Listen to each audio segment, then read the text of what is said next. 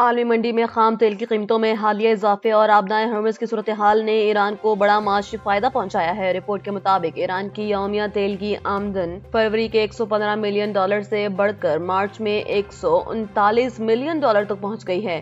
دلچسپ بات یہ ہے کہ ایران اس وقت آبنائے ہرمز کو سلیکٹو یعنی کہ انتخابی طور پر استعمال کر رہا ہے، جس کے تحت وہ اپنے جہازوں کو محفوظ راستہ فراہم کرنے کے ساتھ ساتھ بعض تجارتی جہازوں سے $20 لاکھ تک ٹرانزٹ فیس بھی وصول کر رہا ہے۔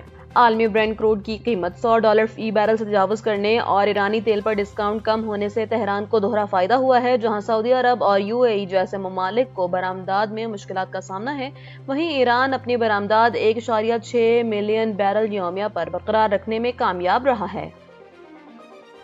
ایران کے مختلف شہروں تہران، قم، ارمیا اور اصفہان پر امریکہ اور اسرائیل کے مشترکہ فضائی حملوں نے سنگین صورتحال پیدا کر دی ہے۔ ایرانی وزارت صحت کے مطابق جنگ کے آغاز سے اب تک شہداء کی تعداد 1937 تک پہنچ گئی ہے، جن میں سینکڑوں خواتین اور بچے بھی شامل ہیں، جبکہ 25,000 سے زائد افراد زخمی ہیں۔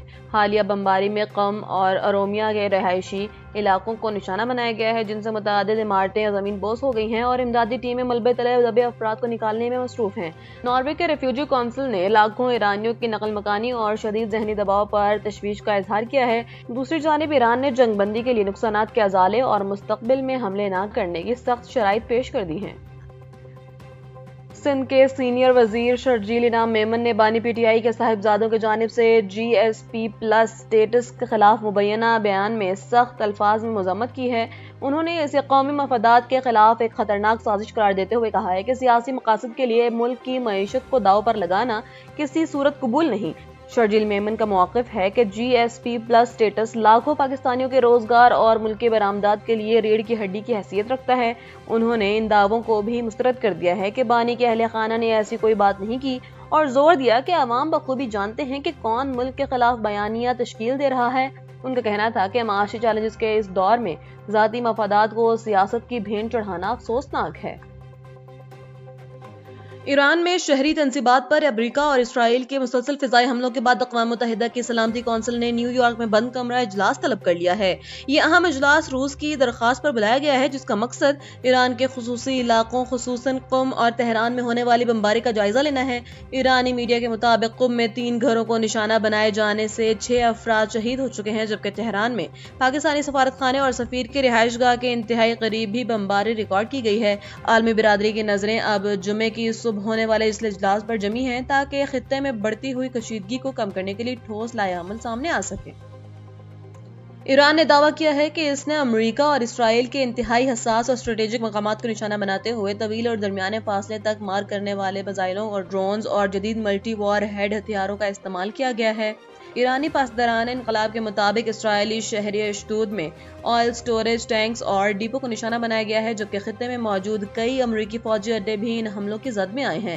ان اہداف میں کویت کے علی السالم اور العدیری بیسز، متحدہ عرب امارات کا الظفر ایئر بیس اور بحرین کا شیخ عیسیٰ بیس شامل ہے۔ ایرانی حکام نے واضح کیا ہے کہ یہ کارروائیاں دشمن کی جارحیت کا بھرپور جواب ہیں، تاہم امریکہ، اسرائیل اور متاثرہ خلیجی ممالک کی جانب سے تاحال ان دعووں پر کوئی باضابطہ رد عمل سامنے نہیں آیا۔ محکمہ صحت خیبر پختونخوا نے صوبے بھر کے عوام کے طبی مسائل اور شکایات کو براہ راست سننے کے لیے کھلی کچہریاں منعقد کرنے کا بڑا فیصلہ کیا ہے۔ پشاور سے جاری کردہ ہدایات کے مطابق ان کچہریوں میں DHQs، THQs اور کیٹیگری C کے تمام ہسپتال شامل ہوں گے۔ ان نشستوں کا بنیادی مقصد عوامی شکایات کا فوری ازالہ کرنا ہے، جس کے لیے ایک مقررہ مدت کے اندر کارروائی کو لازمی قرار دیا گیا ہے۔ محکمہ صحت نے تمام ضلعی افسران کو حکم دیا ہے کہ وہ 30 مارچ تک ان کھلی کچہریوں کا عمل مکمل کریں اور مقامی مسائل فوری طور پر حل کرنے کے لیے اعلیٰ حکام تک پہنچائیں۔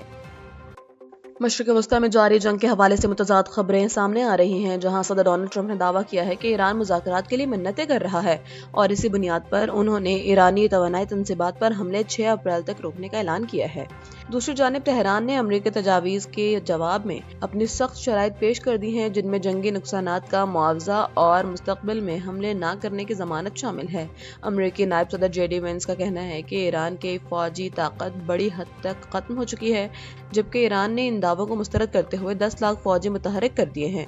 پاکستان کی کامیاب ثالثی کے باعث اسرائیل نے چند ایرانی رہنماؤں کے نام ہدف کی فہرست نکال دیے ہیں، تاہم زمینی کارروائی کا خطرہ اب بھی برقرار ہے۔